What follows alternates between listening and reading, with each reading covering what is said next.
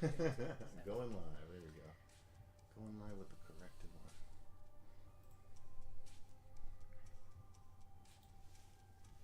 All right. And tweet. And copy. Someone pick Dexter? No, but it's one of the TV shows. Yeah, just like no one picked Creep Show either. Almost. I almost did too, but the more I thought about it, it was like for every episode I liked, there were others that I was just like, I was not about it. And we had both season 2 and 3 this past year. All right, there. Cut that off. Are you spaced out okay? I believe so.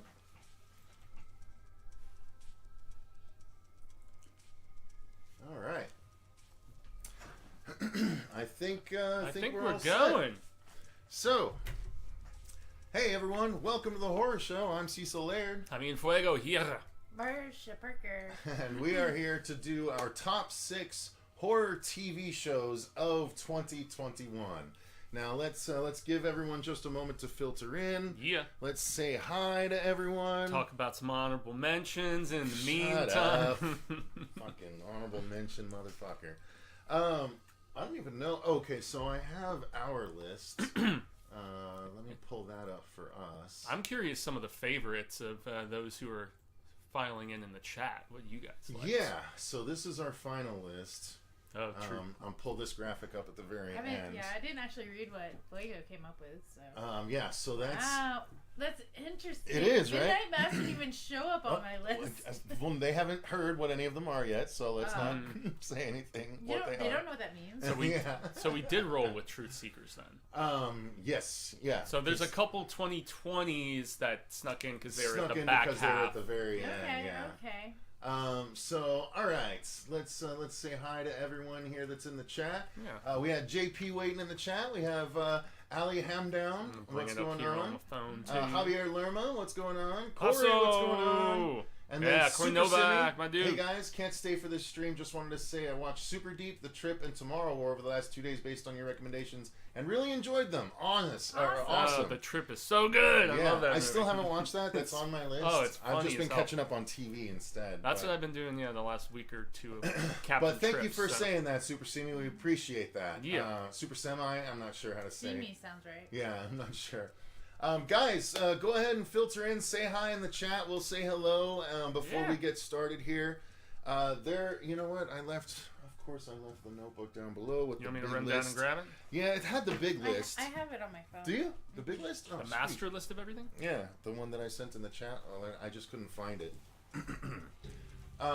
There was a ton of horror TV shows. I think it was over like 35. That's why it took me to, last night when I got home from the studio, I was trying to finalize my 6, and I was like, God damn, there was still so many that were in contention. And then even then, there was stuff like Calls on Apple TV Plus, which I wanted to include it, but I couldn't because it's like a glorified podcast, essentially. But, man, Fetty did such a great... Fetty did such a damn good job. There were with over that, 35 different shows that could have qualified. So, hey, Ghost Pirate, what's up? Good to see you. Yes, thank you. Yeah, good to see them back and healthy, indeed. Yeah. Robert couldn't make it this week. He'll be around, hopefully for recording next week. But honestly, this episode would have lasted forever with 4 of us going through our stuff, and it might already last a good amount of time. But thank you for stopping by. It's good to see you, sir. Hell yeah. I saw you put up your video earlier today. I can't remember exactly what it was. Can't believe we're already almost through January, y'all. Just to give proper kudos and shout outs to those that yes, he did a horror pack unboxing earlier today. Oh, nice. So yeah, go check out what the horror packs DVDs were, Blu-rays were in this month. Check out Ghost Pirate's channel. Hell yeah. To watch that. We did indeed record our trailer reaction roundup before we did this, so stay tuned for that tomorrow, where we did look at the new Halo trailer. A lot of people are putting up single Halo trailer reactions right now. During the big so game. all of that will arrive tomorrow, but I don't know. You guys want to get into it? Let's do it. I'm down. All right, so I did this where it's going to be Marcia Fuego me, Marcia Fuego me, Marcia Fuego me, Marcia Fuego me, Marcia Fuego me, Marcia Fuego and me. Because the last number 1 for Fuego and I are the same. The only crossover we ended up with on the list, Fuego and I's number 1 is the same. But everyone else has different options, so you're going to learn a lot about horror TV that you may want to watch. So how we start from our bottom up? Bottom up. Okay. Bottom up, and I'll show what your bottoms. I'll pull each up. So bottoms to the top. JP said just had COVID too. It was awful. Sorry to hear that, JP. Yeah, Captain Definitely Trips sorry isn't to fun. hear that. Not hey, fun. you guys are hearing us okay, right? You're not hearing doubles or anything like that. Everything's sounding good. Trouble. Just making sure. So Marcia's number 6. Let's get started. So bottom 6 or top 6 rather, but bottom of that list is for Marcia. Truth Seekers. Now this came at the end of 2020. It was a little before. All right. Yeah. Well, whatever.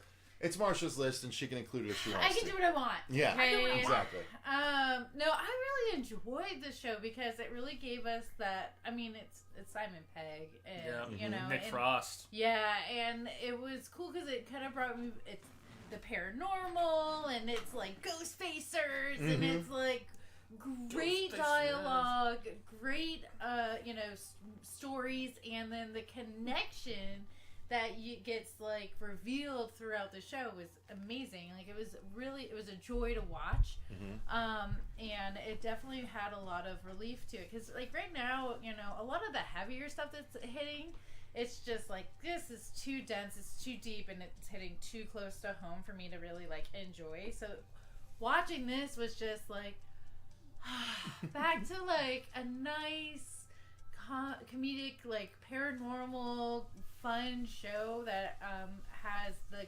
acting is there, the direct cinematography is there, and obviously the cast is phenomenal. So wait, so Fuego, didn't this get an American release in 2021 though? No, that was still it was on Amazon Prime October 30th. Would it make you feel better for me to do my other one or no? Oh, the other one. The other one got used. 6, so yeah. Okay. So yeah. Well, we can double down. No, it's okay. We can at all the chime end, in if on there's a yours. different one. We'll get. We're done. Let me know what has. I'll do this because you know I didn't get to really participate for 2020. Yeah. Anyway. That's true. Did we do a TV for 2020? I don't think we did. No, I think this is the first time. But well, honestly, I watched this year as well, so I was fine with it. You and I reviewed this together, I think, right? Did we? I think we might have been. Stop throwing us under the bus, Fuego. No, it was, or maybe it was Utopia we did together. Utopia was also Javier, I'm still working on the drawings. I'm going through some stuff right now. Dude, no, Javier, don't worry at all. No worries at all. No stress about us at all. Not at all. Eddie D, good to see you. Midnight Mass better be in someone's top 6. We shall see. Perhaps. I don't think all right, so. I don't. What show is that? Yeah.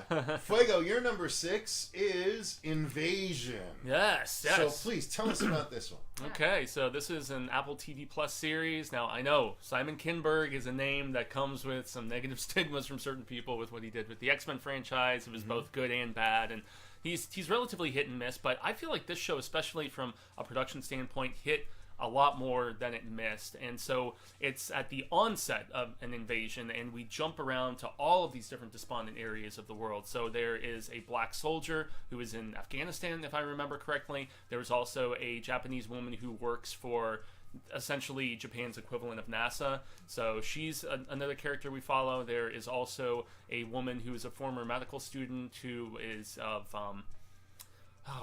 she's of I don't think Middle Eastern, but anyway, it's nice representation as far as so many different, just nationalities and characters that we get. She's trying to get her family in upstate New York to a more safe place. And you also have Sam Neill, who was shown prominently in the trailers. He's in the first episode, and it's a little bit of a bait and switch as far as like they showed him as being this presumably prominent person on the show. He's not in very much of it, unfortunately, but I thought it was well written, although it does borrow from a lot of different invasion-y sort of things. Like you definitely have a little bit of Independence Day at times. You also have a little bit of the one which Spielberg remade with Tom Cruise. War of the Worlds. War of the Worlds, yep, the H.G. Wells. And so, while it is a hodgepodge Frankenstein-y sort of aspect of a lot of those, there's also this British kid who is bullied, who was one of my favorite characters on the show. So it does really handle jumping around with all these characters and wondering, will they ever cross paths as everything develops. I was impressed with it, man. I mean, as Marcia and I talked about with Lacey's story, Apple TV does not mess around with their budgets and with just the quality of their production values, and it leaves it on a cliffhanger, but it has been renewed for a second season. And if you can get past some of the hammy dialogue because the dialogue is a little rough at times, and some of the annoying children characters. But besides that, as far as just the scale and the scope of the storytelling, I enjoyed it quite a bit, which is why it beat out a few other things, to be my number 6. So yeah. Tony Tickles in the chat. Love the screen name, by the way. Love the channel, guys. Cheers and only my warmest regards. Thank you very much. Yizzle. Warmest regards to you as well. We greatly appreciate you. Yes, tickle our fences. We are going to move along to my number 6 here, and I think we've all watched this now. At the very end, I have a graphic that shows our whole list, so that'll be at the very end. You guys will see all of them put together. But my number 6 is going to be American Horror Story double feature. I went ahead and swapped it out. I understand why it happened the way it happened. So, one of mine is higher on the list for Marcia, and I don't like to spoil the top of people's lists with my list, but, again, what we generally have decided to do over the last couple of years is spotlight all the things we think are good. Even though some of these lists might be a little bit different if we weren't worried about crossover. It's nice that we can highlight other TV shows that you might not otherwise watch because I'm not trying to replicate parts of Marcia's list or parts of Fuego's list. Literally, the fact that Fuego and I have the same number 1 is the only replication you'll see on this entire list. That was one I just could not. I couldn't not put that way. at my top either. So that's the thing. So that will be the same. But I wanted to talk about this because I wanted to spotlight the fact that I think this is the best thing American Horror Story has done in a really, really long time. American Horror Stories was a big bummer for me. It was 7 episodes, and 3 of them were basically a Murder House sequel. And the rest were substandard, especially when you have Creepshow doing really good anthological horror stuff right now. Season 3 of Creepshow did not get, this is something you can touch on if you'd like as well, because it's technically an alternate, but I bring it up in relation to the anthological American Horror Stories, because that is a big failure compared to the Creepshow anthology. I was really disappointed. American Horror Story double feature, I think, is now where American Horror Story's sweet spot is. Give me 2 different stories. Give each a limited amount of episodes. They did 6 and 4, which was a weird choice. Yeah, I think doing 5 and 5 is a good way to do it. You get 2 different stories, but they each have time to get depth and stuff. Because I really loved Red Tide, and I really loved half of the Alien storyline. So all in all, that is a very successful American Horror Story season for me. And I didn't expect to like the black and white aspect of the Alien story, but I like that way better than the current day Alien side of the story. So American Horror Story really got back on track for me here. Now, granted, before I watched this, I had skipped 1984 and I had skipped Apocalypse and skipped half of Cult. So that's where I was coming from this, and I had watched Stories. So that's why you went back and watched 1984. That's why I went back to watch 1984, because Fuego said it's good, and I'm only halfway through that, and I really like that. Up to this point, I like the first half of 84. I saw Jason Smith. I don't know what happens after that, but we'll see. That is it felt like it should have ended after episode 5, but there's 4 more episodes, so I have no idea where it's going to go.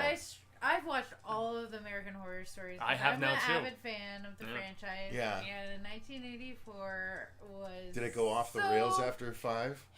No, the whole time I was like, this is so hammy and just campy I just poor. Like the storyline was so predictable and ridiculous. I'm like, what is this? Like. Not predictable, Jesus! The amount of people that ended up being bad in that fucking group. I saw it. Twist after you saw every twist after every twist. I saw it coming. I didn't know exactly how it was going to play out. All right, well, I haven't finished it yet, but anyway, double feature though. Double feature. I think we all agree that double feature was a step above for the American Horror Story franchise. Yeah, when I had Captain Trips for those couple weeks, I was like, okay, I'm just going to binge stuff. So I actually finished Cult. I watched all of Apocalypse. I watched all of 84. I watched Stories, and then I watched this, and Red Tide especially. The Death Valley Alien stuff was, I'm with you. I like the black and white stuff and certain historical connections and conspiracy theories they explore and whatnot. But Red Tide, man, and the fact that little girl, that little prodigy girl, is playing Charlie in the Firestarter movie, and she was a creepy little really mischievous girl, man. Definitely. Yeah, she was great. So, all right. Yeah, Marcia, do you have any thoughts on Double Feature? Yeah, Double Feature. I was super happy. Like I said, like I have not stopped watching American Horror Story for better or worse, because I believe in the franchise so much, and it felt like it got back to its roots with this one. And of course, they brought back my baby. You know, Evan Peters is in it, and he was phenomenal. What did you think of Culkin? I was so excited. Yeah, he did good. such a great job. All the rumors about him banging Kathy Bates were false, right? Well, Totally remember false. how they said that they, based on the pandemic, they had to alter some of the story. So I'm guessing that's what happened. They were going He was to. a man whore, so it could have happened. But But I thought it was well done, and I love the fact that I like Finn Sarah too. Paulson was Wolfrock very or whatever. understated. I didn't even recognize her at first. I didn't Oh, even really? know that was her. That first episode, I was like, "Ooh, this is the dirtiest Sarah Paulson's ever been." She likes to be dirty. No, but I whole was very happy. I mean, of course, there was like a little part in it where I had to stop. I actually didn't. There was an episode that made me. I didn't even finish the episode. Really? I stopped it. The baby part when the Yeah, baby I was stopped taken. it and I watched the next. When one. the baby was taken, that got me too. I was like, no. I skipped it. I'm like I like honestly skipped it. It wasn't worth it for me to watch. Yeah, Frances Conroy was really it's good so in that too. Crazy Yeah. how my viewing experiences have changed being a father now. She Marcia, brought you it and up I during need to a few of our let's do a reviews. special podcast just about that. Like dealing how to survive. Yeah, horror we'll movies just talk and about being how a it parent. changes when you become a parent. Because you know, before I was like, I heard about it, and I was like, I'm a horror fan. It won't bother me at all. Fuck that, dude. Like, I remember, there is stuff I don't ever want to watch The Nightingale again, knowing what happened in that. I got super raged about the it to 2017. Like offended that somebody said, "Oh, I didn't like it because." See that one, I don't remember. I got offended by someone saying that I didn't like it because they thought because I was pregnant or had a baby or whatever. They thought and she I was being like, moody. No, like, oh, that's right. They blamed it on your pregnancy. They blamed it on my pregnancy, which I had nothing. Like all my complaints about that movie had nothing to do about the kids. The infamous live stream. However, now it's like after my second kid is actually when it got super bad. Where like it's not that I feel like the movies aren't worth it. I don't give them the credit that they are due. It's just hard for me personally to watch it, and that's just kind of like, you know what, I have to have a line. Otherwise, I'm waking my kids up at night giving them hugs. So they just put out a one-shot Peacemaker origin comic book. I saw that. Peacemaker is the character that is being spotlighted on HBO Max from the Suicide Squad behind James Gunn. Yes, John Cena plays him. So Garth Ennis wrote this issue. Did he? Yes. Fuck. And it tells the origin of Peacemaker, and his first tragedy is he was late from school, and so his parents decided to not wait for him to kill the rest of his two twin siblings and their baby and themselves. So he walks home and he arrives, and the parent, like, his mom's head is in the oven, and dad has hung himself. That's very Garth So Ennis. the twins were dead somehow, and then it said, and baby whatever, and he's just looking like standing in front of a microwave with the splatter on the inside. No. And I'm just like, fucking Garth Ennis, He dude. just loves going for the jugular. But like, again, it hits so much harder now having a baby, and I like my brain just like shut off for a minute. I have a hard time with microwaves since I've listened to like a podcast about moms killing their babies. Oh my God. Like, that's all I'm gonna say. Yeah. But yeah, so yeah. Anyway, American Horror Story. That episode I did stop and skip the rest of it, but I did enjoy it. It's worth mentioning. They did such a great job this season. It's worth, Red Tide. it would have been a shame not to give them credit. Now I know some people, without spoiling it, said they didn't like the end of Red Tide. What did you guys think? I liked it. Yeah, I did too. I thought it worked out. Yeah, I was looking at the Rotten Tomato aggregate, and it was like high up until that last episode, and then it just dipped big time with the critics. I think, they could have finished it without that last episode. I think that's where some felt it was kind of tacked on and unnecessary. Yeah. But I don't know. It just solidified the evil of that little girl even more so. And then maybe they just wanted to give her a little bit more. But where she's at the audition and then showing the little spread and discourse all that. of that other one. Ghost Pirate Entertainment, with as many movies as I watch because of what I do on my channel, I just haven't been able to watch a lot of series this year, so I love that you guys are doing this. It's a lot more of a what dedication. I should watch. Thank you very much. Reminds me of a scene from Happy. Yeah, Happy, written by Garth Ennis. Was it? Or no, Happy was Grant Morrison. Yeah. Garth Ennis and Grant Morrison have very similar storytelling techniques as far as pushing the Going envelope. for the shock factor. Both Scottish men, if I'm not mistaken. Oh, is Grant Morrison Scottish? Oh, yeah. Oh, yeah. Oh, that explains some things. So, all right, let's move along to... I thought Ennis was Irish. Maybe It's I'm the wrong. kilt. I may... Well, you know what? If I'm wrong about that, I'll get heat. So let me cover my ass and say Fuego might be right. But I was pretty sure they were both Scottish. All right, so Marcia, number 5. The Witcher season 2. Yeah. Which I also This was just in consideration. watched. This was in consideration for me as well. Yeah. It was phenomenal, and I mean when I finished it, because I watched the season 1 and 2 back to back. The fact that Watched the animated too, the little stopgap. So prequel. technically, I watched that first, Which was good because they referenced it so much in season 2. and then I watched the season 1 and season 2. And my only complaint was that I didn't wait until season 3 came out because I'm like I just wanted it to keep going, and I'm a huge Witcher game fan. The Witcher. Did you play any before Witcher 3? Witcher 3 was No, my I first went back. Witcher you 3 did? Witcher 3 was my first one, and then I went back and played the other one. So, Really? yeah. Good for you. I had no idea you did And that. I'm replaying Witcher 3 right now. I want to with replay Pete, it. and we're basically just playing Gwent all the time. I never played Gwent, but that was one of my favorite RPGs. If you replay it again, then definitely get into Gwent, because like if you're just like, hey, I skipped every Gwent thing. Yeah. Want to play, like it's really fun to just like, because it's a strategy game, right? That's why they put out a Gwent game. Yeah, after I have that on my phone. I still remember you playing the third game. It was like right around the time I first started working with you. Yeah, that's when I got into it. That's I was when like, I was with Tony the first I time. want this game, Oh yeah. and I bought it. I was at the old house. Yeah.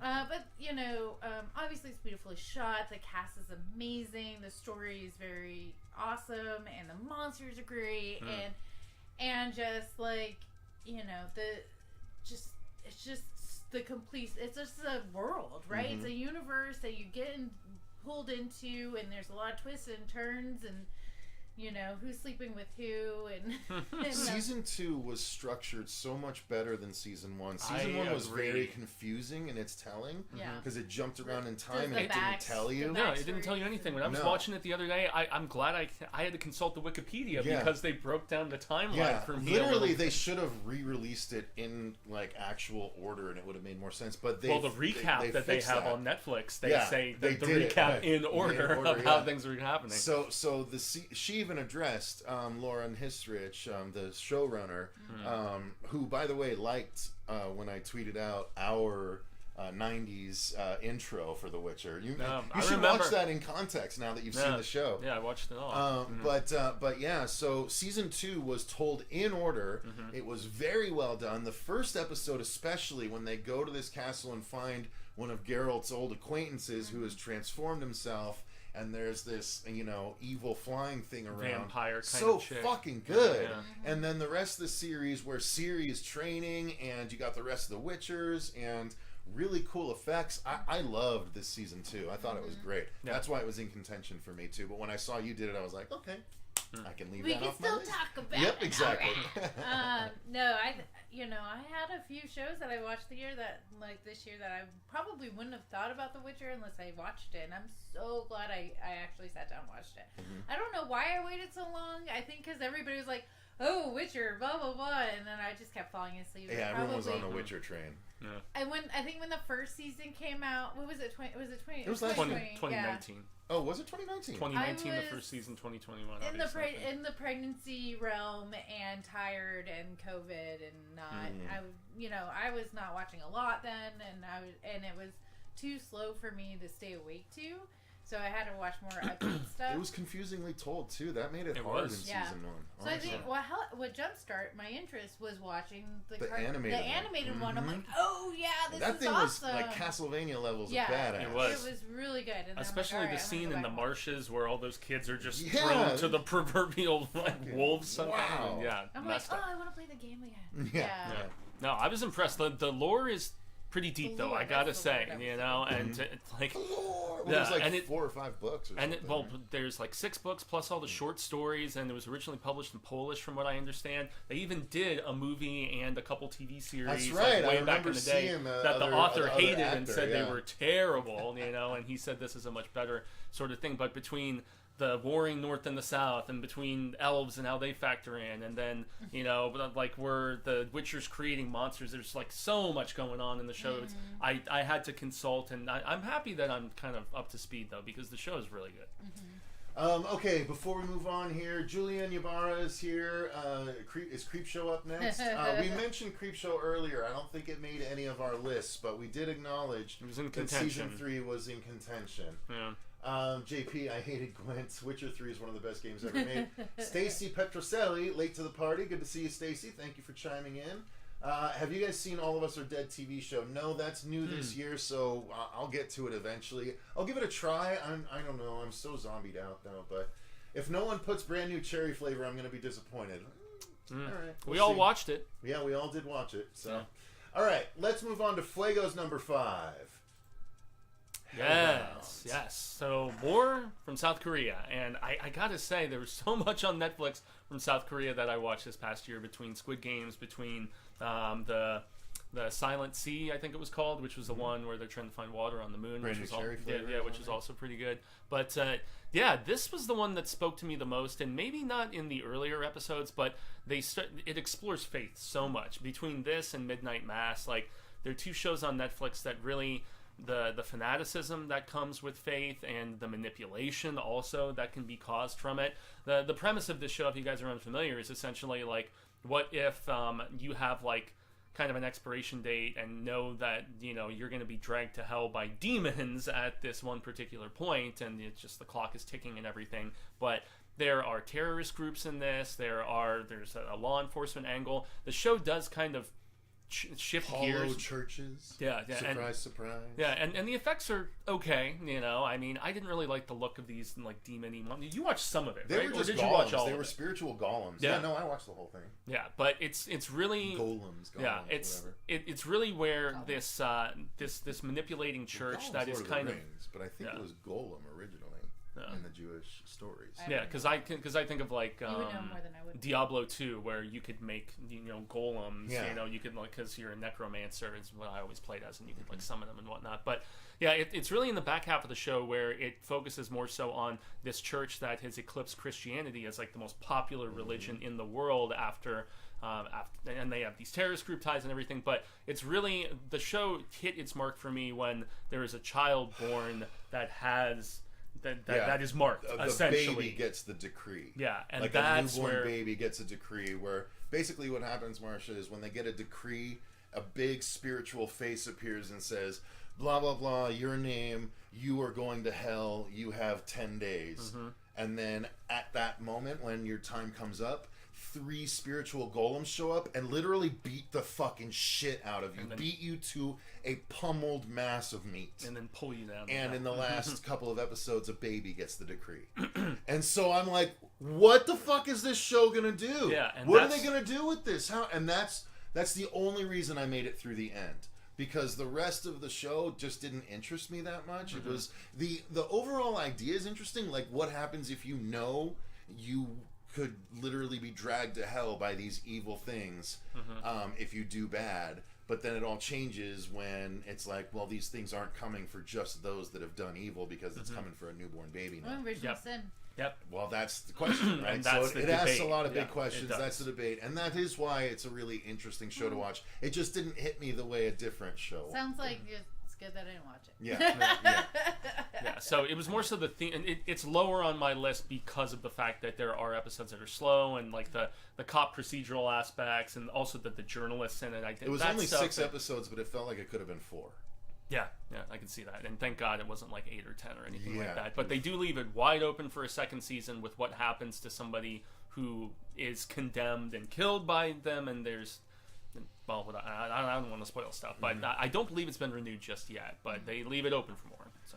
Thank you very much, Stacy, for the $4.99 super chat. Greatly appreciate that. Most def. Help us keep the night. Says, damn, I tried to get into the show, but I couldn't get through the first episode. Yeah. Allie says, nice, I personally loved it. Julian said never seen Hellbound. Sorry. Yep. So it's on Netflix. Yes. All right, so that'll lead to my number 5, which is going to be the 4th and final season of Castlevania. This arrived earlier this year, and it was by far the best season of the show. The first season was like 6 episodes of setup, and then the second season was like the remaining part of a 13-episode full season, really. So like they just split it up, and it was really awkwardly split up. But the first 2 seasons were basically set up. The third season really got things going, and the 4th season was the big-ass payoff for the whole thing. Complete with a massive like fight that and Dracula came back into play, but there was a massive fight against Death himself, who is the big boss of almost every Castlevania game. So it was really awesome payoff with all the characters, and it finished out the stories, and it made it really engaging. I'm excited for the Castlevania spin-offs that they have planned, because this 4th season was genuinely so satisfying as both a Castlevania game fan and a fan of the show, because it was like, talk about leaving them wanting more. It's like if it was a line, it just got better and better and better, and then it stopped at the very best point they were at. They're just like, drop the mic, we're done. And it's like, fuck, that was so good. I loved the 4th season of Castlevania. I specifically got into the show because it was really not the early, but it was Netflix letting everyone know that, hey, we're in for adult animation, because the whole Dracula's entire kingdom is laid waste in the first episode of the first season, and people's heads are pulled off, they're ripped in half, and it's just it's like we've seen that animation studio do that stuff since. But Castlevania really led the way, and season 4 was the pinnacle of it. So had to include this on my list. Yeah, it's on the level of stuff like Berserk and Hellsing and Japanese animation that you've seen done so well. It is violent as anything that I have definitely seen in the animated genre. It's damn good, damn good. So let's move on to... Have you watched any of it, Marcia? No, Nope. I didn't Okay, think so. well, there you go. So we'll move on to Marcia's number 4. Glad we're all over the hiccups. Yes. Oh, yeah. Yeah, Fuego had a rough time with the hiccups. No, it just got, that was 3 weeks ago, but it just got worse because I got Captain Tripp shortly after that. So it was just a great couple weeks there. Now, if you would have told me last year that I would be rooting for I Know What You Did Last Summer television series, I'd be like, what? Because Pete and I started watching it as like, all right, well, we dug Scream series, and like I wasn't a huge fan of the movies. I Know What You Did Last Summer, but I was like, I'll try it, and I dug the hell out of it. It is very like Scream-esque, where it's a bunch of teenagers dealing with teenage drama. However, like the kills were pretty satisfying, the twists were interesting, and like at the same time you're watching, they're like, what the hell is going on here? It's like the most extreme situation that you could possibly throw about. And, and it did keep you guessing. And I did like their take on it, right? It's not the same, like, Jennifer Love Hewitt beauty queen versus, like, the creepy homeless guy on the side of the street. It's a lot deeper than that. And you're just like, all right, who's going to die now? So I love a whodunit, and it was just a nice, fun show to watch, and it wasn't terribly long. It was like what, 8 episodes? 8 episodes. And you have your start to your finish, and there's no need for another season. Nope.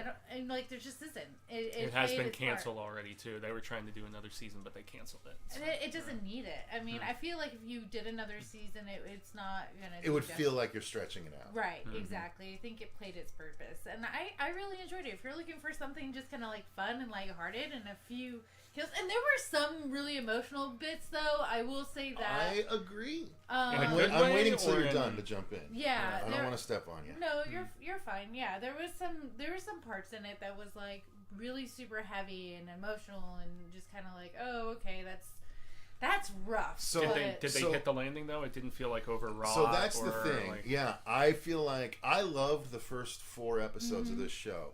But I found myself dragging myself back after I started episode 5 and beyond. Oh, really? I honestly, I don't even remember how it resolved. I truly don't. Like, I no, that's not true. I do. I remember who the killer ended up being, and I was like, come on. Like, it just didn't really surprise. Yeah, it didn't really surprise me. But what I loved about those first four episodes were stronger than any of the episodes in the Scream series, all 3 seasons. Oh wow! Like, it was really the setup is different than the TV or than the movies, because the person that the crew kills is actually the twin sister of the main character. So the main character is 2 twins, and then the one they actually run over is one of the twins. And so they dispose of that body, and then someone's coming back and like killing them off in very grisly ways. Very like creatively. It is very gory, this show. And there was only one kill in the entire Scream series that was super gory that involved farm equipment. Right. But there was like all the kills in this were really gory and very high stake. Very high stakes. Yeah. That's actually interesting, though, if I can jump in real quick, because I haven't watched this, but the I Know What You Did Last Summer films were not gory. No, what this I was remember, very not gory at all. So that it's interesting. I think it's worth a watch, but it goes from really good, interesting stuff to more predictable millennial kind of bullshit. Yeah, you have to get over like the kid drama, right? The typical that was what turned me off from teenage watching drama too, and there is that predictability factor. I'm not going to ignore that, but overall, I thought it was a nice, like, was it summer it came out? I can't remember. I can't remember, but it was. Yeah, it was. It was I think nice it was. summer. It was like watching a late nice summer horror movie series, whatever. Because this was a weekly, they didn't drop everything all it at was a once, weekly. right? But to your point, Marcia, about the feels, there's one scene in particular. So knowing that setup, right? The other daughter that survives tells her dad about the situation, and so the dad and her at one point have a really raw conversation where they have to write a suicide note from the sister. And she's like, I don't know what to say. And so he writes it. No, for herself. It's her own suicide. Right. It's her own suicide note because she's taken over the identity, right? Oh, but, twist. Right. But what I'm saying is the dad narrates what he thinks his daughter who hated him would have written in a suicide note. And it ripped my heart out.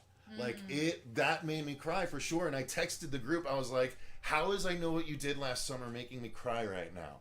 Like, it really does. Again, I think the first 4 episodes are really worth a look. And if you want to bail out after that, fine. You're not going to miss out on much. But a lot of you may want to finish it out. I feel like you have to follow it all the way through. Because there are some really, like, heavy hit points in it. And for all the characters. And then you're like, oh, okay. I mean, the resolve is predictable, but I mean, hindsight, we all feel that way about one thing or another, right? But when you look at these different types of horror shows, like because I was comparing it to Scream, and I thought it was way better. I thought like the second season of Scream, I think, was like my favorite season. It got better, yeah. But this one, I'm like, this is perfect. It did exactly what it needed to do. It told a complete story. In and out. They stuck to the guns. They were as gory as they needed to be. They had the little teenage drama as they should with that type of age group, and they hit some heavy, like hitting like real current events, and then also like like you said, the relationship between the father and the daughters and everything else was deep. And let me just say this: the big press release about the killer on the poster of the Scream poster, it applies to the I Know What You Did Last Summer poster. So, was the killer as obvious in this as it was in Scream? It became pretty obvious. But... Yeah, they kept trying to pull it back, but yeah. What's up to Ben Grimm? He says, "I liked I Know What You Did Last Summer show until the last episode. Hated the root a couple of characters were good, and I understand that. So yeah, that was the rivalry back in the day. Tony Tickles, absolutely, that was back in my day too. So, all right, Fuego, you're Kevin number Williamson 4. wrote them both, right? Your number 4 is Why the Last Man. But why? I couldn't get past to the first episode. I watched the first episode. This I is haven't when you gotten need back yet. There's nothing in the first episode of any consequence. It's all set up. You have to really stick with it, and that having not read the comic, and I have that deluxe edition of the first like 10 issues, and it's Brian K. Vaughan, right? Yep. If I'm not mistaken. The comic is really from what just like breezing through and looking at the first couple issues the other day, it seems like it follows Yorick in the comic pretty much the whole time, whereas the show it's much more an ensemble, and much more so focusing upon all of these different women and the predicaments that they find themselves in. The girl from, woman from The Dark and the Wicked, something Ireland, I think her name is. She's one of the characters. She does a great job. Oh, goodness. Trying to remember the name of the actress. She's the one who becomes the president in it. Inconsequential. It doesn't really turn into horror until like about midway through the season, and it becomes very much like The Walking Dead minus zombies, because it's all of these different like factions and camps of people, and they start wanting to raid each other, and like lots of bloodshed, lots of conniving, and there are some bitchy women on this show, man. The power struggle happening at the Pentagon alone is very fascinating, because our main woman who becomes president, she's either Senate or councilwoman or whatever, but she ascends to the role, and she's a liberal, and there's other people of the more right-wing persuasion that are trying to dethrone her, essentially. And so, yeah, there's a lot of intrigue. The actor who plays Yorick, I thought was great. He's very likable, and there is an innocence about him, which is kind of cute to a degree. And there are just some ruthless women on this show, man, especially as the show goes along, and they leave it wide open for more, but unfortunately it got canceled at FX/Hulu. They shopped it around to a few other networks, and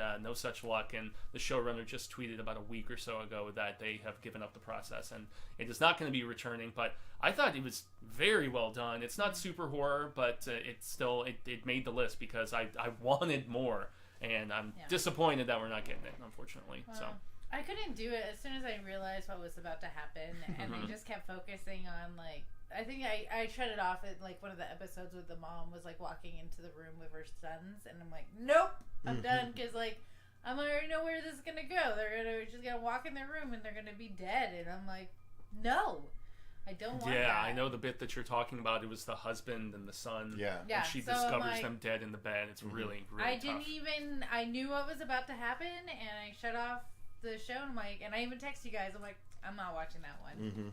And you're like, it's okay. I'll get to it eventually. So sorry, I do have triggers at this point, and I just have to be okay with it. Hey, Haunted Autumn. Midnight Mass we have not discussed. We are at number 4 currently. So my number 4 is going to be Alice in Borderland. Now this is fudging the numbers a little bit. This released on Netflix in the US in the last 2 weeks of December in 2020. So it technically released at the end of that, but I mean, who had time to watch this and another series that came out at the same time when we were catching up on all of that year's stuff? So I'm including it for this year. Alice in Borderland, to me, is a more interesting, more entertaining version of Squid Game. Squid Game got all of the press this year, but Alice in Borderland, which was recommended to us on our channel before I'd watched it. I'd heard people say, you guys should watch Alice in Borderland. And I was like, yeah, maybe. And once I did, I was like, damn, those people were 100% right. Alice in Borderland is basically a very similar setup to Squid Game, where basically 4 random friends are, or 3 random friends, I think, are left in the middle of Korea, South Korea, Japan, or was it Japan? Was this one Japan? Okay, this is a Japanese one. Thank you. Tokyo. So in the middle of Tokyo, right? Okay, so Tokyo. Thank you for the correction. And it's like an empty Tokyo, and then there's a beacon of light, and they go, and there's another couple of people that are that have followed this beacon of light. They don't know where everyone else went, and as soon as they cross this border, they are now entered in a game of survival of some kind. And there's like a new game every episode, and there's high stakes from the very beginning. And it is just a really engaging show. And if you liked Squid Game, you absolutely need to try Alice in Borderland, because I think it was an even higher stakes version of Squid Game. I thought it was better, significantly better. super awesome show. Haunted Asylum, $5 super chat. I haven't managed to catch you live until now. Just wanted to say I love your channel. Thank you. Thoughts on Flanagan being a modern master of horror? I don't think you'll find any argument from us. None whatsoever. I've been on the Flanagan train since Absentia. Yeah, his which was that was before anything else had come out, and filmed it here. Doug Jones was there. Yep. Doug Jones was in that movie, and it's fantastic. If you're on the Flanagan train and you haven't watched Absentia yet, make sure you go and do that. So, any other thoughts on Alice in Borderland? I just watched it yesterday. I binged all 8 episodes. Yeah, and I was really intrigued. The production values, it was gruesome. It was brutal. Just the kind of shifty alliances and stuff of some people, and it was really emotional too, especially the episode in the greenhouse that we were talking about when I first came over today. I was wrought with emotion in that episode. I had to take where they're flashing back to sitting at the bar all talking about being at the arcade and reading like the porn stories and all that stuff. I did feel like it lost a little bit of steam once they got to the beach and we're getting into ninja fights between the tattooed person and there's just all the women going around in bikinis. A lot of really sexy Japanese women in this show, I gotta say. But yeah, exactly. Ooh la la, ooh la la. But yeah, this was it was captivating. It's basically like throw in a blender, escape room, and battle royale and cube, and you pretty much got this. And I know you can tell me to watch it. It's good. And it's only 8 episodes. It was a quick watch. Watch it first and see. I'm sure I would. I just there's so many other things. Fuego watched Calls on Apple Plus. Yeah, and Calls was going to be on my list, but it just felt so much like a glorified podcast. But I loved it. Fede Alvarez directed all the episodes. It is really just phone calls, and then almost like if you had the visualizer on one of your computers back in the day, where if you put on your iTunes or whatever, it would do those. I want to watch it. It's great. I need to get your Apple Plus. Great. Yeah, it's about an event happening and jumping back and forth in time and different timelines and end of the world, all timelines craziness. Damn. Very, very good. Cool. Very compelling. All right, so that's going to lead to Marcia's number 3. 2, 1, and boom. Oh yeah, Squid Game. We just talked about it. Speaking of which, it's almost like it was planned, but it wasn't. Good segue. Yeah, no, I really enjoyed Squid Game. I kind of got on the train after everybody was like, Squid Game, and I'm like, all right, fine, I'll watch it. And I did enjoy it. I thought it was fun. Right off the bat, the red light, green light episode caught me hooked. I'm like, okay, we can play with this, and it was lighthearted and at the same time very deep, and then at the end of it all, you're just kind of like, wow, I don't agree with where the character went at the end of it, the main character, but that's okay. We're all different. We make different choices in our lives, but I did think, the way everything tied together and the reveals and just the navigation and the different side characters and supporting cast was just really well done, and the writing was really done too, and it really made you think there's a lot of people out there that's just looking for a chance, and hey, this is the only way I'm gonna have that chance. How far would you go? What else am I doing today? So I thought it was good. It was another one of those shows that really it wasn't so heavy where it just put me in a bad headspace. So I really enjoyed that aspect of it, and I appreciated it for that. So that's why it hit my middle rung right there. Yeah, I like this show a lot too. I mean, it's a very engaging show. Again, premise very similar to Alice in Borderland, so I was on board from the beginning and just wanted to see how it played out. It's one of those ideas that's so good you just want to stick with it to the end. I mean, I did think it stumbled a little bit when it brought in the rich American douchebags, but but otherwise it was a really, really great series, and I'm excited to see where they go with the now confirmed season 2. Yeah, I liked it, but I didn't love it, and I think pacing probably had something to do with that, and the fact that I'd seen stuff like Battle Royale and where they were deriving their inspiration from. And I think the reason this probably hit more so than something like Alice in Borderland was the iconic uniform of the guards, and just the fact that the puzzles were so much more of a big visual spectacle in comparison with what we saw in Alice in Borderland. So yeah. All right, so let's Robert, move on to, we miss you, man. Robert Wolfman, what's up? Fuego, your number 3 is a show that I was very curious about. I really want to watch this show. Dr. Death. So tell us about this. Yeah, so this is basically true crime, real life sort of dramatization. So not full on horror, but horrific, the stuff that this doctor in Texas was doing. So he was essentially doing all of these different forms of surgery, working on people's spines and lower backs and things of that nature. Character is played by Joshua Jackson, and he is a drug addict. He's kind of a borderline schizophrenic, got some mental problems and stuff. And it's really where the character is played by Alec Baldwin and Christian Slater, both of which are great. And Christian Slater is in like full Slater mode of just being over the top and so funny. Baldwin plays it relatively straight, but there's also a corresponding documentary on Peacock that interviews all the real people that this was based on, and it's legit as faithful as just about anything I've seen in this like true crime sort of genre. And Joshua Jackson kills it, no pun intended, in this show as this character who, they explore Fringe, and even back to being Pacey, who he'll forever be for me. I was a Dawson guy, but nonetheless. Yeah, it's interesting though because they explore just how some of these eccentricities perhaps even came to be, and the fact that he was this like hard partying cokehead and whatnot, and I mean just the fact that this guy was very much a fake it till you make it, and he was brilliant, but yet he was spreading himself too thin, and he was like working on people and using like the improper tools. He was like leaving the blood sponges in people and sewing them back up, like horrific sort of just oversights constantly.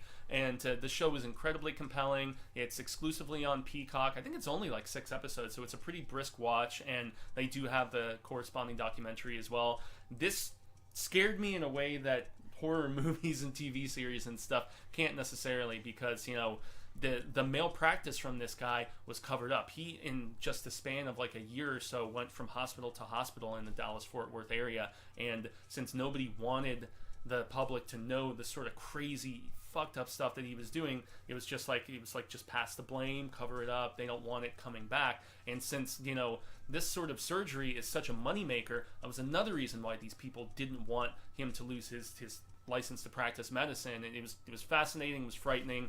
I love this series. That's why it's so high on my list. So, oh, wow. All right. Yeah. Interesting. It's really good. All right. So my number 3 is going to be the 3rd season of What We Do in the Shadows. It was in contention. I thought this was an excellent season of this show. It had a definitive fate for one of our characters. I don't know that I'd call it definitive.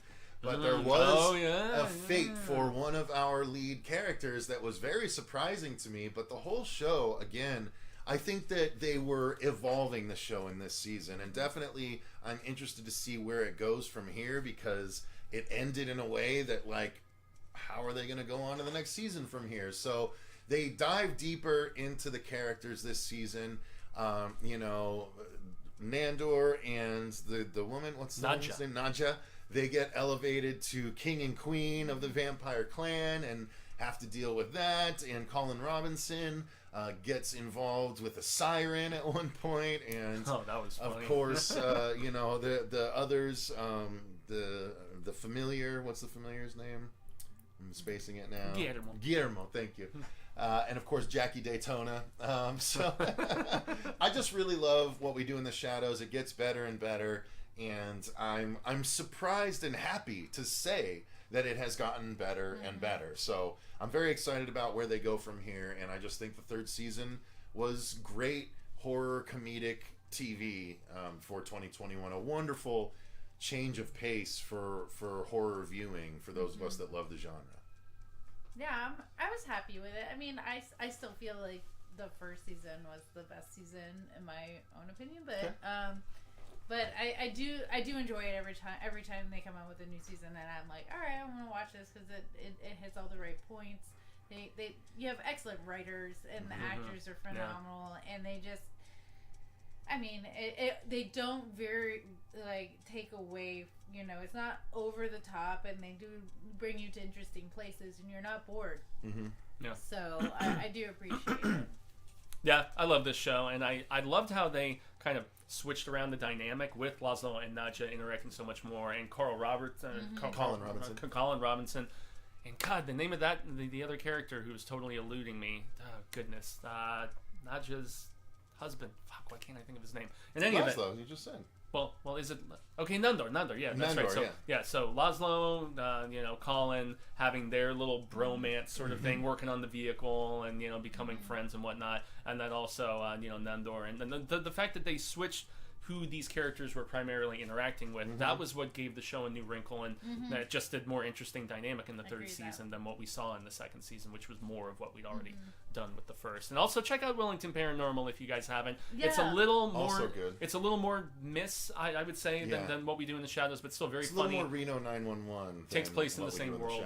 It was fun for me to put it on while I'm like crocheting. Yeah. And just like yeah, it's something you don't have to pay full attention to. You don't have to pay full attention to it, but it's worth to have it on, you know. Yeah, and I loved how in season 3 of What We Do in the Shadows we had Taika come back for those little cameos, and they were very funny. The VHS tapes he's sending over. All right, good. Let's move on to our number 2. We're rounding it out, you guys. Marcia, you're number 2. I say Lizzie's story. You say Lisey's story. Yeah. I thought it was Lizzie, but anyway, it's okay. I absolutely loved this series because it had all the right hits for me. Right, you had the supernatural aspect of it. You had the twists and the turns. You had the stalker, supercharged stalker, I should say. The monster. There's so many layers to this show, and not one of them missed for me. Yeah. And I mean, it's as Stephen King-y as you can possibly ask for, but it had a good carry through. So like I wasn't disappointed with the ending. So that felt very kind of Joe Hill than Stephen King to me, but. I appreciated every aspect of it, and I remember when you were like first talking to me about it, I was like, I don't know, and then you had me watch the first the intro. I watched the intro in like 5 minutes of the first episode. I'm like, oh, I think this was made for me, and it definitely was. It was probably, I mean, obviously, it was my second favorite thing that I watched this year. It was very close to being number 1, given the intricacies of the storyline and just the execution. Apple TV just makes beautiful things, and the quantity's not there, but the quality is amazing. So this was, if you haven't watched it, but you're a Stephen King fan, if you're a Supernatural fan, even a monster fan, then you would love this. It even has something for true crime fans. So. Like, it's very, even had like almost like not single white female, was Misery. Kind of felt like Misery a little bit, right? A little bit. Super fan, right? Yes. Dane DeHaan's character. Dane DeHaan is great in this. Just our 3 leads alone, Clive Owen, Julianne Moore. This was in contention. I went with another King tale that I'm going to get to talk about in a moment, but I just wanted to call out the director, Pablo Larraín. He also did the Spencer movie with K-Stu, not horror, but also magnificently directed, and you can just see his talents on display in all of the episodes of this. I felt like it was an improvement on the source material as well. King scripted all the episodes himself, and he said, well, if anyone's going to fuck it up, it's going to be me, and I felt like he did improve on the story. So many cool things, like the lighthouse. There's just so many things that you're like, what does this mean? Why is this here? The creature reveal once we finally got it. The relationship between Clive Owen's childhood and his parents. Yeah, that episode and his brother and too. His brother. It was just it's just so well done, and I don't know. I could go on. Obviously, I could go on and on. It's an amazing show. And how I second that. So. All right, so moving on to Fuego's number 2. Jubilee. Yeah, sadly a show that I think, based on the network that it resides on, far too few people actually got the chance to see, because I don't really know a lot of people that subscribe to Epix or Epix Now, which is the on-demand service that they have where you can check this out. But Adrian Brody, in an expansion on the Jerusalem's Lot short story that was originally published in Night Shift, and so it's back in colonial days, I guess is when you would describe it, and in New England. And Charles Boone, the character played by Adrian Brody, comes back after the death of his wife with his children, and because they are of mixed blood, they are immediately shunned when they return to the Chapelwaite estate, which they are going to take over after, I believe it's his cousin who was in ownership of it, who is deceased. But it explores some of the stuff, as far as hearing the rats in the wall and some of the history of the nearby town of Jerusalem's Lot. But this is one of those where I love King adaptations where they're using a short story as the source material, because as opposed to one of his big ass novels where they, like It, for instance, where they have to trim so much and take away so many things, if you have a really solid foundation with a short story and you get 6, 8, 10 episodes, you can expand, and they do it very well in this. There's everything from satanic worship, the Church of the Worm, or whatever the hell they call it, as I remember correctly. But there is also a vampiric aspect. It's bloody, it's gory, it's very well shot. The dynamic between Charles Boone and his middle daughter, especially Adrian Brody and that young actress, are fantastic. I hope this gets a home release, or maybe it's probably never going to stream anywhere else aside from Epix, unfortunately, since they have that exclusivity. It says it's available on Amazon Prime in France. Oh, yeah, that's a regional thing, unfortunately. Over here in North America, it's an Epix exclusive. So I highly recommend it, even if you just sign up for the 7-day trial, because I do believe Epix offers one of those. Binge all 10 episodes, and you will not be disappointed. I guarantee it. This was right there neck and neck with Lacey's story for me. Drastically different sort of tale, obviously, in comparison. Not of the romantic variety like we had. And there is a ruthlessness to this show, and it does explore bigotry and racism and a lot of other different things. And so definitely check it out. Brody is terrific in it. I think I have Epix right now, so I might. Oh, yeah. It's good. It's very good. All right, so that leads to my number 2, which is going to be Chucky Season 1. I went ahead and put this on here, not because it's the best written show of all time, not because it had the best characters of all time.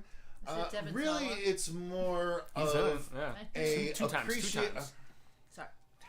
more of an appreciation of the fact that they were able to successfully translate a horror icon that I've loved for years into a TV show. And it nodded to both early Chucky in the first 4 episodes and tied in all the later stuff in the last 4 episodes. So they ran the gamut. They introduced us to new characters, whether you loved them or hated them. And then they brought in the old guard and tied in all of the old storylines. And I just really appreciated the fact that they did it so successfully with the actual people and the actual voice of Chucky, and not a garbage reboot with a stupid new doll. You know what I mean?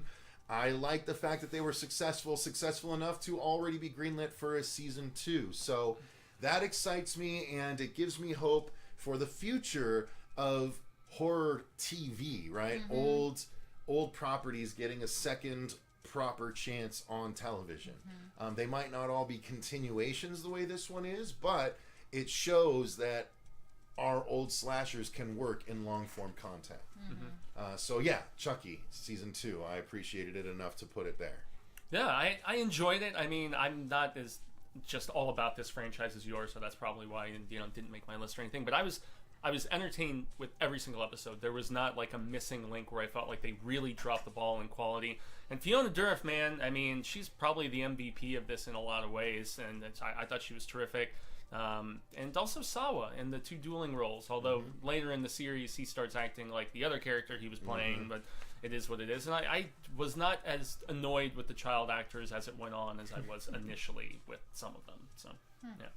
I didn't watch it. Fair enough. Yeah. All right, so we're getting down to our number 1s. Yes. So Marcia's number 1 is Sweet Home.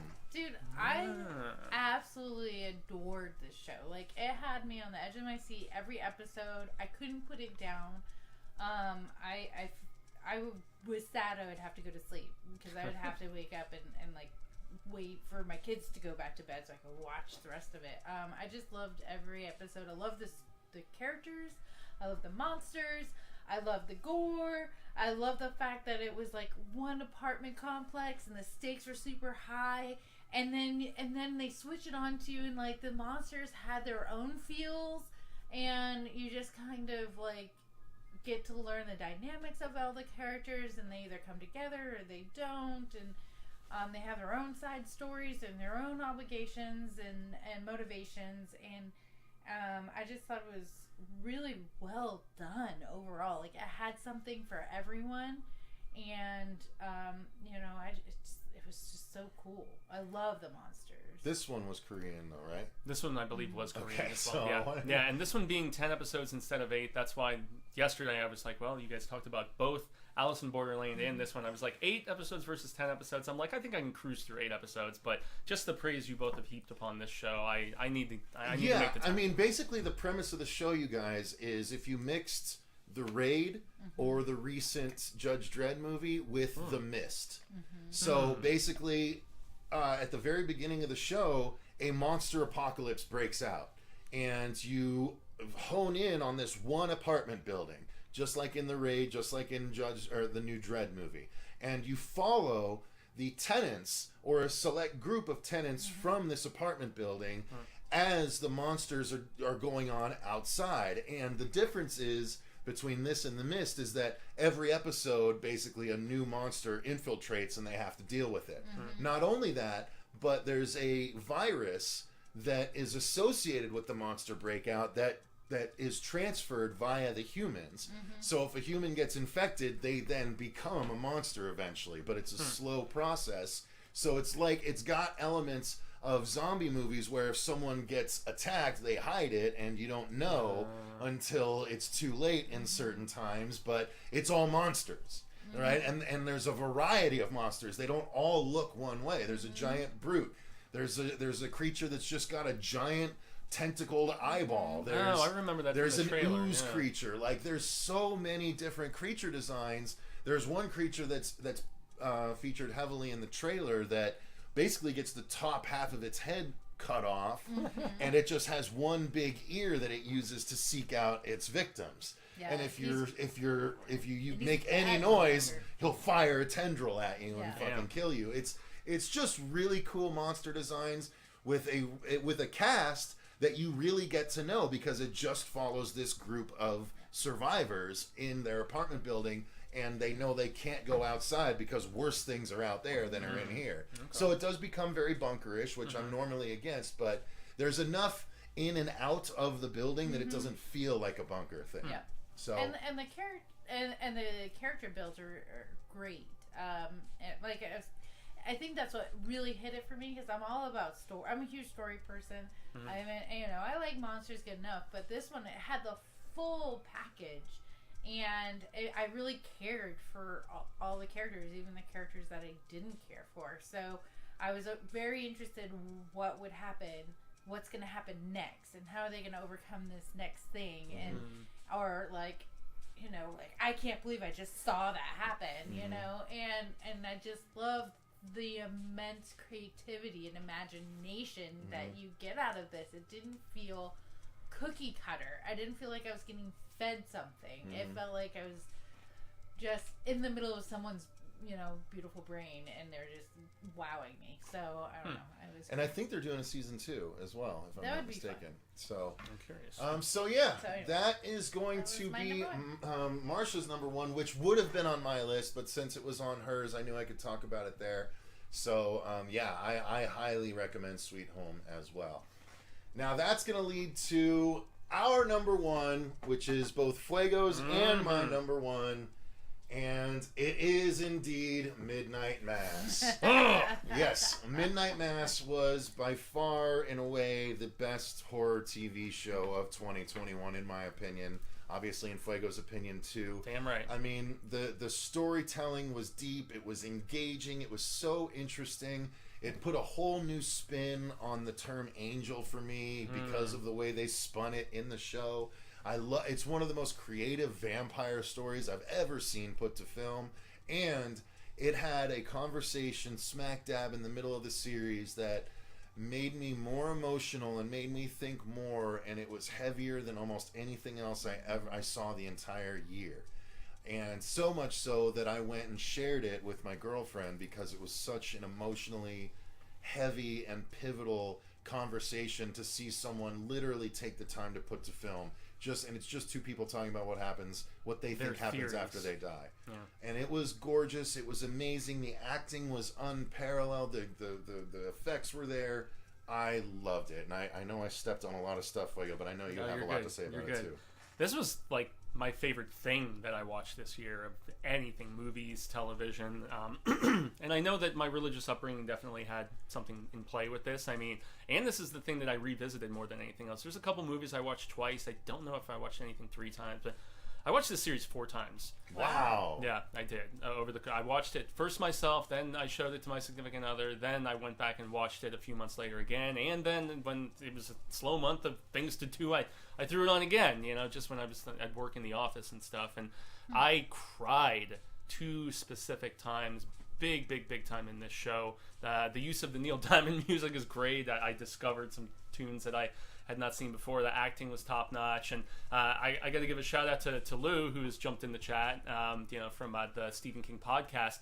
This, I will go on record, and I have before, but I'll do it again. This is still for me the most Stephen King thing that Mike Flanagan has ever done, and that includes Dr. Sleep. That includes Gerald's Game. This is still, and especially that it was such a personal story for him as well. The fact that he did grow up as an altar boy, the fact that he was indoctrinated so thoroughly, the fact that he has struggled with alcoholism in his career and has been sober for a few years now, says that he was at the darkest depths of his creativity while drinking and putting together The Haunting of Hill House. And he, as much as he loves the praise that's been heaped upon it, he's like, that show for me is one of the darkest times in my life, and I think it translates in the storytelling there. I think Midnight Mass is the greatest thing that Mike Flanagan has ever done, and I was thinking about going back to church after watching this show. I genuinely was, so profound and so impactful for me, and just explored so many different nuances. Even the stuff with the Quran and the debate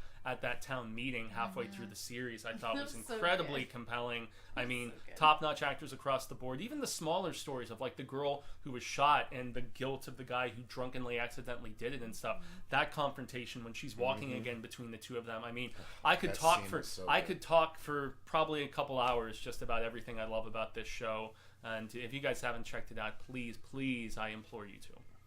Marcia, anything else you want to add, either of you guys? I mean, I loved this show. I absolutely did. There was a lot of key moments that I thought were brilliant, and I mean, like, because you had the conversation about the what afterlife is, and I know everybody's probably like talking about the boat scene.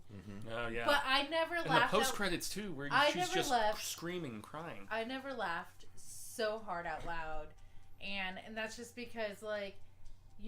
Like he's all peaceful and everything, and then just the imagery of it switching back, like he's burning alive, and she's just like, holy fuck, what's happening? Anyway, that was my best moment because it was great. But because it was just like, okay, yeah, that's probably what it would be like, right?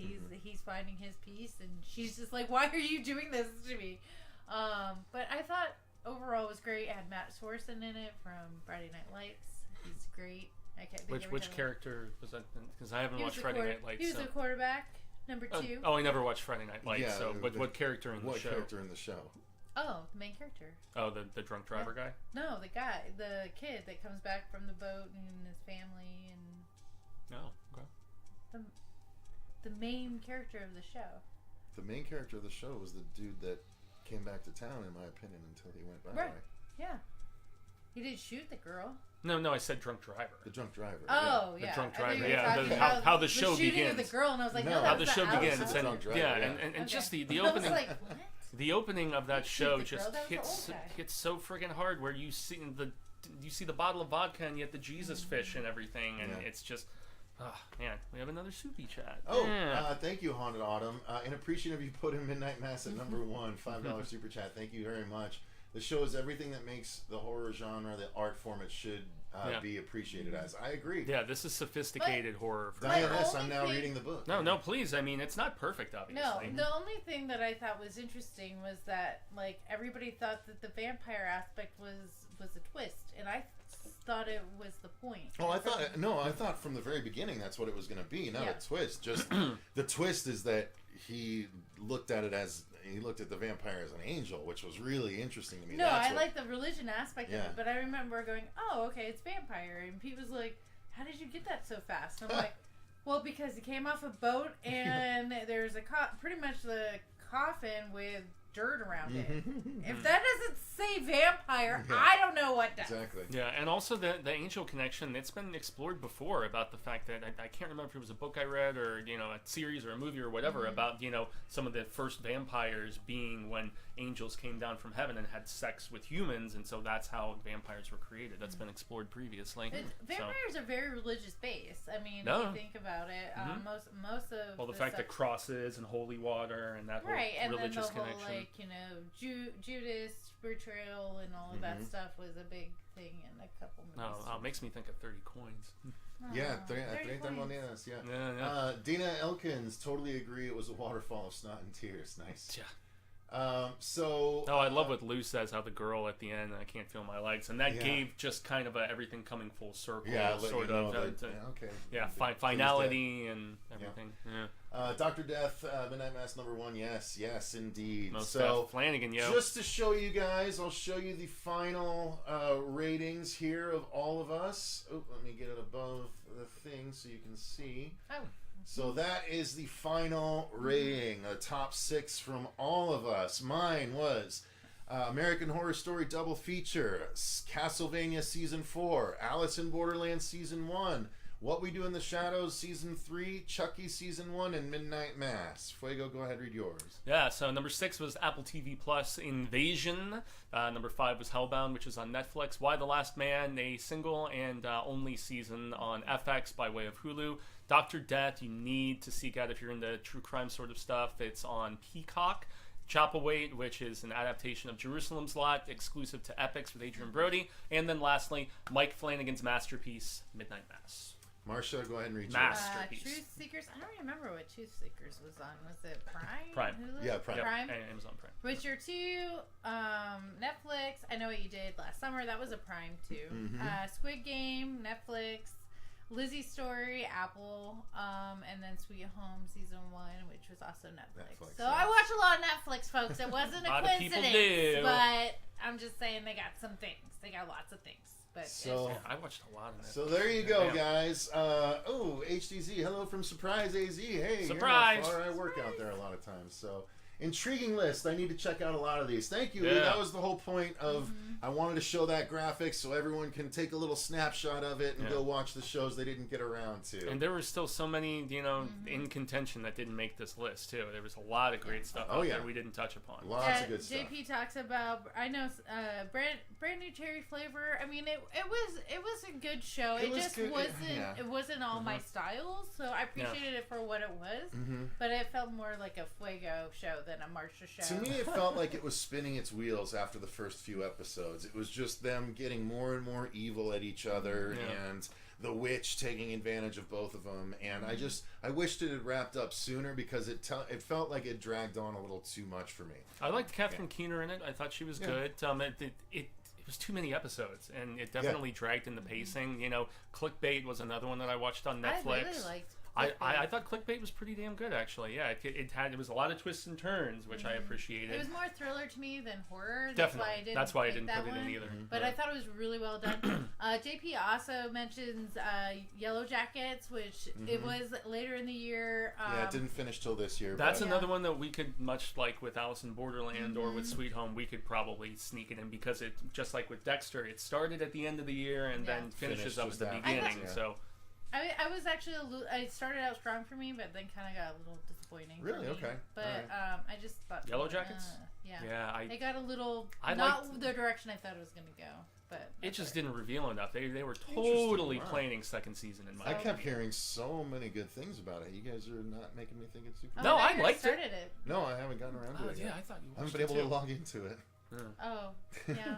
I don't know what the problem with that is. Christina Ricci is such a little weirdo in that show, man. I'm like scared to watch the last season of Dexter based on what I'm imagining, because I see everyone pissed at the last episode. So to me, again, I have not watched it. Oh yeah, Cody Leach raged about that. But from what I can gather is they kill Dexter at the end of the last season. Don't confirm or deny, but that's what I'm guessing happens. And that would piss me off. Don't say anything. No, okay, right. I'm not gonna say. Oh, have you watched it? I watched the whole thing, but I'm not gonna say anything about that. I'm just gonna say, in general, as a Dexter fan, this show was definitely hit the mark from it did. episode 1 all the way through. Oh, it wasn't even the last episode that, I mean, it was like, okay.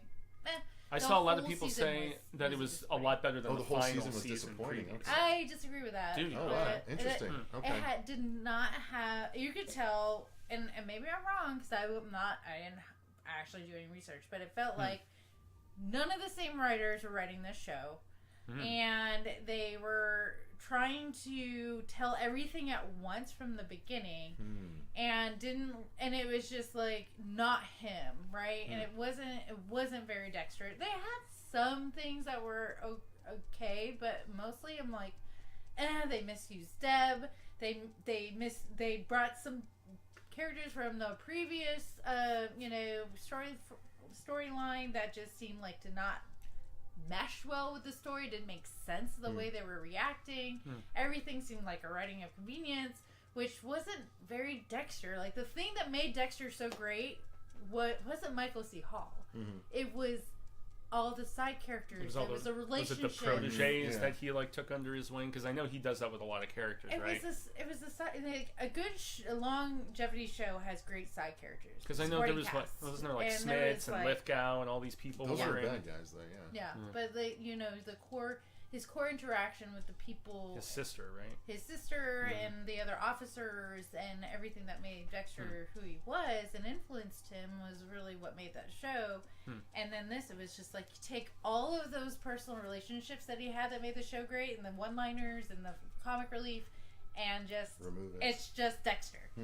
So it's like, everyone is saying that doesn't make me want to watch it really soon. If you really liked it, well, there's lots of people in the chat saying, Marcia, that Clancy Brown was worth the price of yet admission. all of the original writers wrote season 9. They said. Oh really? Yeah. Well, then they missed their mark. I don't Dexter know. worth it just for Clancy Brown. That's what a lot of people are saying. I'll give it a try. Which was Clancy Brown?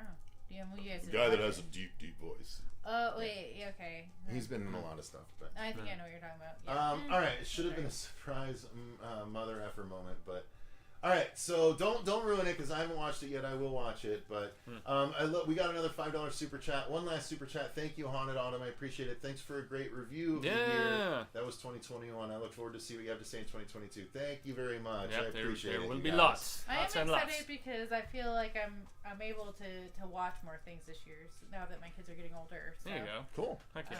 I'm excited about that. All right, guys. Well, that's going to do it for our top 6 horror TV shows of 2021, and that's also going to do it for our top lists.